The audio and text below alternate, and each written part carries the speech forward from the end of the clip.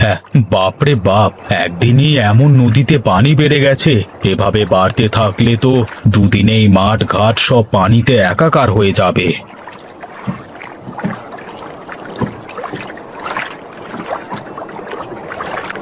কি দাদা, একা একা নদীর ধারে দাঁড়িয়ে দাঁড়িয়ে কি দেখো? দেখবার মতো তো কিছুই নেই রে। নদীর পানি কিভাবে বাড়ছে তাই দেখছি। হ্যাঁ, পানি বারবার কমবার সাথে তোমার কি সম্পর্ক বলো তো? কেন রে?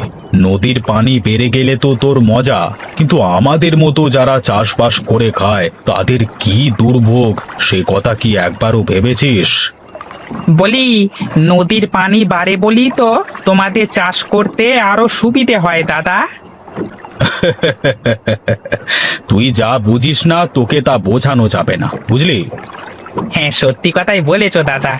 যে যা বুঝতে চায় না তাকে তা বোঝানো উচিত না। তা তুমি কোথাও যাবে না? এখানেই দাঁড়িয়ে থাকবে নাকি? একটু ওপারে যাব, তাই তো দাঁড়িয়ে আছি। যদি দয়া করে ওপারে একটু দিয়ে আসতিস। হ্যাঁ, দয়া তো দাদা দেখাতে পারবো না।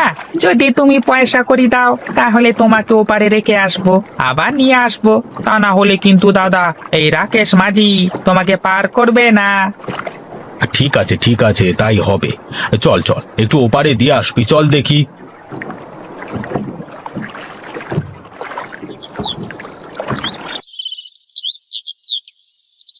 কই গো বৌমা, তোমার কি ঘুম ভাঙলো? বেলা কত হলো?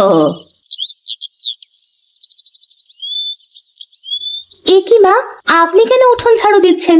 আমি উঠেই তো ঝাড়ু দিতাম। বসে বসেই তো খাই, তাই ভাবলাম একটু দেখি তো উঠোনটা ঝাড়ু দিয়ে। দিন তো মা, ঝাড়ুটা আমার কাছে দিন।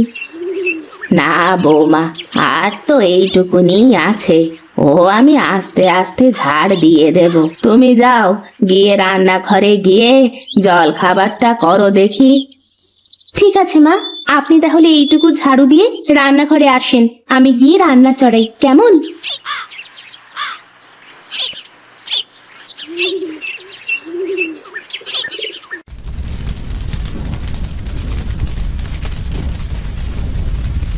আহা, কি ঘ্রাণ!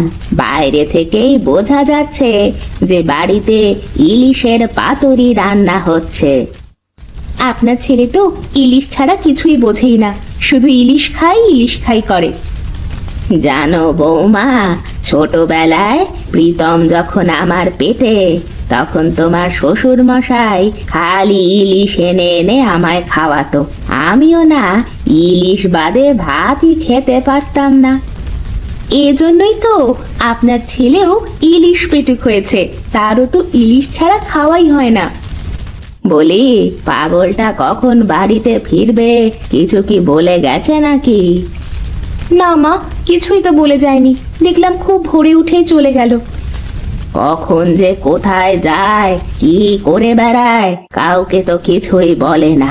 শোনো বৌমা, তোমাকে আমি বলে রাখলাম, আজ প্রীতম বাড়িতে আসলে তুমি ওকে সোজাসুজি বলে দেবে, যেখানে যায় যাই করুক তোমাকে যেন সব বলে যায়। ঠিক আছে মা, আমি বলবো। তোমাদের এত করে বলি একটা বাচ্চা কাচ্চা নাও, সংসারে একটা বাচ্চা কাচ্চা আসলে কত ভালো লাগে। এ আবার লজ্জার এমন কি? শোনো বৌমা, এইসব কাজে না দেরি করতে নেই। আমারও তো শখ করে নাতি নাতনির সাথে একটু খেলি। এসব কথা আমি আপনার ছেলেকে বললে তো সে আমাকে পাগল ভাবে, এসব বলে। ঠিক আছে, আজ আসুক বাড়িতে, তারপর আমি বলবো।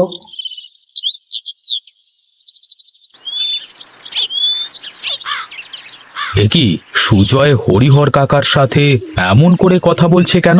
একবার দেখতে হয় তো গিয়ে।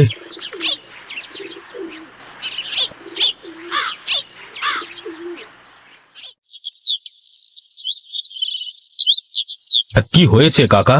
বাড়ির ভেতরে এত চেঁচামেচি কিসের? বাইরে থেকে শোনা যাচ্ছে। চিৎকার চেঁচামেচি হবে না তো কি হবে শুনি? আহা, কি হয়েছে বল দেখি সুজয়। কি আর হবে দাদা, এই যে দেখছো না, আমার বাবা সারা জীবন কি করেছে আমার জন্য। এই ঘরটুকু ছাড়া আর কিচ্ছু করেনি আমার জন্য, কিচ্ছু না। কি বলছে? দেখ দেখ সুজয়, তোর কথায় এই বয়স্ক মানুষটা কিভাবে বাচ্চাদের মতো করে কাঁদছে। ওকে কিছুই বলবার দরকার নেই রে বাবা, ও তো ঠিকই বলেছে। কি করলাম আমি ওর জন্য? কাকা তুমি কেঁদো না তো, যাও তুমি ঘরের ভেতরে যাও। সুজয় চল, তুই আমার সাথে বাইরে চল।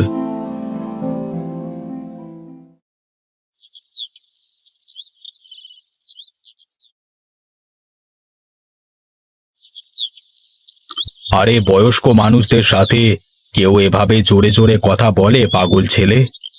কি করব দাদা বলো, আমার জন্য সে কি করে দিয়ে গেল। করি তো জেলের কাজ, একটা ভালো নৌকা নেই যে বড় নদীতে গিয়ে মাছ ধরবো। সবই তো বুঝি রে পাগল। শোন, বাবা মা তোকে যে এই পৃথিবীর আলো দেখিয়েছে, এটাই তো অনেক কিছু। আর তুই আমি তাদের জন্য এইটুকু কষ্ট করতে পারবো না? দাদা, আমার যে আর সহ্য হয় না। আমার চারপাশে সবাই বিয়ে করে সংসার করছে, কিন্তু দেখো আমার কিছুই করবার নেই। মন খারাপ করিস নে। শোন শোন, আমি তোকে বলি, কালকে তুই আমার সাথে দেখা করবি কেমন? আমি তোকে একটা বড় নৌকো কেনবার ব্যবস্থা করে দেব। তুই সেই নৌকা করে বড় নদীতে গিয়ে মাছ ধরবি। তাহলে তো ভালোই হবে দাদা, বড় নদীতে গেলে তো আমি ইলিশ মাছ ধরবো। আরে বাহ, তাহলে তো আমারও ভালো হবে রে। তুই রোজ আমাকে ইলিশ দিয়ে আসবি, রোজ রোজ নদীর তাজা তাজা ইলিশ খাবো। ঠিক আছে দাদা, কালই আমি তোমার সাথে দেখা করব। ঠিক আছে, যা এখন বাড়িতে গিয়ে বাবার কাছ থেকে মাপ চেয়ে নে। আর কাল থেকে যে এত বড় একটা কাজে যাবি, তাতে বাবার আশীর্বাদ নেওয়া লাগবে না। যা যা, বাড়িতে যা। আমি ভুল করছি প্রীতম দাদা। কাঁদিস না, যা যা বাড়িতে যা। কালকে সকালে এসে ঘাটে দেখা করিস কেমন?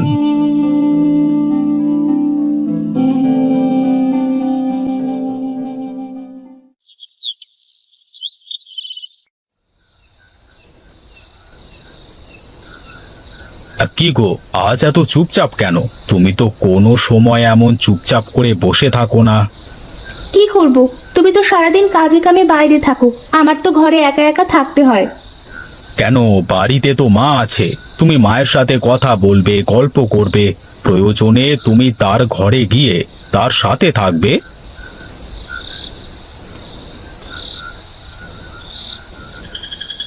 মা, তো তুমি তুমি এত রাতে এখনো ঘুমাওনি? ঘুম তো আসে না রে বাবা।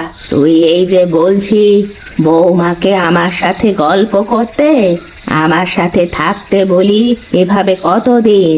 আমি কি সারা জীবন বেঁচে থাকবো? মা, এসব কথা বলো না তো। আচ্ছা, তুই কি বুঝিস না বাবা? আমারও তো নাতি পুতি নিয়ে খেলতে ইচ্ছে হয়। সময় হলে ঠিক হবে মা, তুমি অত চিন্তা করো না তো। দেখলেন তো মা, এবার তো বিশ্বাস হলো আমি আপনার ছেলেকে কম বলিনি। বুঝিস না কেন রে তুই? এবার একটা ফুটফুটে দাদু ভাই আমার চাই চাই। ঠিক আছে, যেদিন আমি 100 কেজি ওজনের ইলিশ খেতে পারবো, সেদিনই তোমাদের কথা শুনবো। দেখেছেন মা, 100 কেজি ওজনের ইলিশ আবার হয় নাকি? হয়তো বৌমা, কেন হবে না? আমার বাবার বাড়িতে তো আমি 200 কেজির ইলিশও খেয়েছি, তারপরেই না প্রীতম হয়েছে। অনেক রাত হলো, আমি ঘরে যাই, ঘুম পাচ্ছে। মা, কিন্তু এত বড় ইলিশ পাবো কি করে আমরা? ও চিন্তা তোমার করা লাগবে না, আমি দেখব। তোমরা এখন খাওয়া দাওয়া শেষ করে ঘুমাও।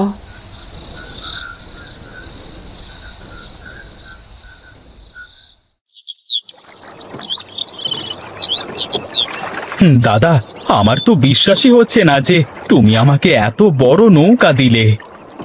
আমারও বিশ্বাস হয় না তুই আমাকে ইলিশ মেরে খাওয়াতে পারবি। সে সময় হলেই দেখা যাবে দাদা।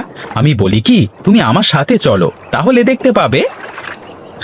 আরে না রে না, আমার পানিতে খুব ভয় করে, তা না হলে যেতাম তো তোর সাথে। তাহলে এখন আমি যাই দাদা, ও বেলায় ইলিশ নিয়ে তারপর দেখা হচ্ছে।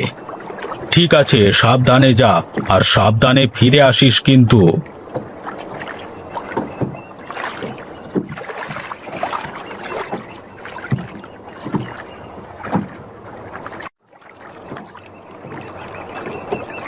কি খবর দাদা, ওপারে যাবে নাকি? হ্যাঁ, না রে, ওপারে আর যাব না, এমনি দাঁড়িয়ে আছি। দাদা, এই হরির বেটা সুজয় নাকি বড় নৌকা কিনলো, বড় নদীতে ইলিশ ধরবে বলে। হ্যাঁ রে, তা তুই কি ওর সাথে যাবি নাকি? ও তো একলা মানুষ, একজন সঙ্গী হলে ভালোই হয়। হ্যাঁ, কি করব ভাবছি দাদা। কিন্তু তার আগে বলো, ওর নৌকায় তুমি আমাকে যেতে বলছো কেন? কারণ ওই নৌকাটা আমি ওকে কিনে দিয়েছি। ও মাছ ধরবে আর টাটকা টাটকা ইলিশ আমাকে খাওয়াবে। তাই বলো? তাহলে কিন্তু দাদা তুমি সুজয়কে বলে দিও, আমি কিন্তু কাল থেকেই ওর সাথে মাছ ধরতে যাব।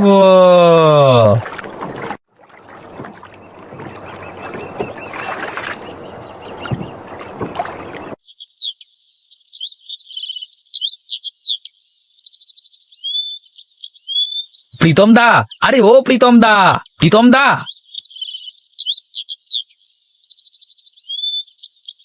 হে মা, এ তো অনেক বড় মাছ। কোথায় পেলে তোমরা এত বড় মাছ? হ্যাঁ দাদা, আমরা আজ নদীতে গিয়েই এই মাছটা জালে আটকিয়েছি। অনেক কষ্টে ধরেছি মাছটাকে। আমার তো বিশ্বাসই হচ্ছে না রে, এত বড় ইলিশ কিভাবে হয়? দাদা, আমরাও তো প্রথমে ভেবেছিলাম কোনো প্রাণী হবে হয়তো, পরে দেখি একটা ইলিশ। যাক, এবার তাহলে আমাদের সকলের মনের আশা পূরণ হবে, তাই না মা? হ্যাঁ হ্যাঁ, এটা তো 100 কেজির ইলিশই ধরা চলে। ও, তোমরা থামবে একটু। তারপর সুজয় বল, এবার এই মাছ দিয়ে কি হবে? দাদা, এই মাছটা তোমার। বৌদিমণি মাছটা রান্না করবে আর আমরা সবাই মিলে মজা করে তা খাবো। বেশ বেশ, এবার তাহলে তোরা মাছটা রেখে যা, মা আর তোদের বৌদি রান্না করুক, তারপর আমরা সবাই মিলে ও বেলায় একসাথে বসে খাবো। ঠিক আছে দাদা, তাহলে আমরা বাড়ি থেকে আসছি।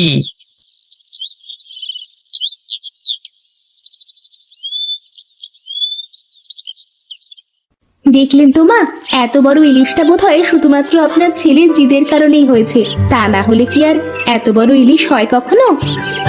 যাই বলো না কেন মা, আমার এবার নাতি নাতনির মুখ দেখা আর কেউ ঠেকাতে পারবে না।